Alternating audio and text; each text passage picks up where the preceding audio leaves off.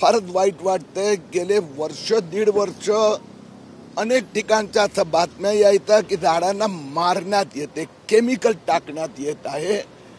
आणि म्हणून आज प्रत्यक्ष दौरा केल्यानंतर जे पाहिलं, जे झाडांत पुन्हा लावण्यात आली म्हणजे शिफ्टिंग करण्यात आली ती तर गेलीत, परंतु केमिकल कसं खड्डा करून टाकलं जात आहे तुम्ही बघा। पूर्ण झाड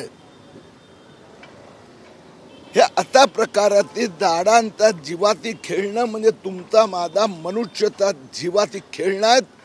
मी महापालिका आयुक्तांशी स्वतः बोलणार आहेत की संबंध मुंबईत अशी शेकडो हजारो झाडं ज्यांनी मारली आहे त्यांच्यावर कडक कारवाई व्हायला हवी। मी पोलीस कमिशनर आणि म्युनिसिपल कमिशनरशी बोलून पूर्ण मुंबईचं सर्वेक्षण करून ह्या अशा प्रकाराने झाडं मारणारा, मग तो ॲडव्हर्टायझिंग कंपनीचा माणूस असो की कुठला बिल्डर असो, त्यांच्यावर कडक फौजदारी कारवाई करायला हवी। परंतु अज्ञातांविरोधात गुन्हा दाखल झालेला आहे। या ठिकाणी अनेक सीसीटीव्ही फुटेज, सीसीटीव्ही कॅमेरे सुद्धा लावण्यात आलेले आहेत।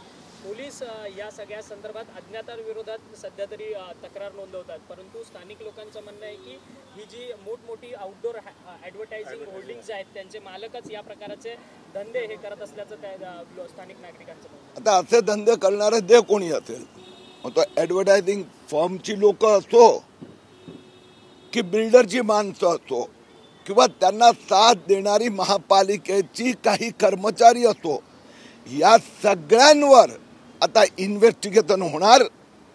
अज्ञात आज दिलं आहे, काही दिवसात हे पोलिसांची जबाबदारी आहे महापालिका अधिकाऱ्यांची की ज्ञान त्यांना माहीत आहे, म्हणजे ज्ञान आता पेपरावर येणार आणि आता सगळ्यांवर कारवाई होणार।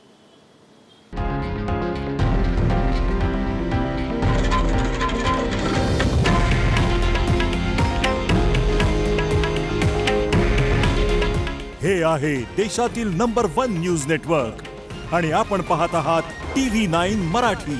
काळजी तुमची, हित महाराष्ट्राचं।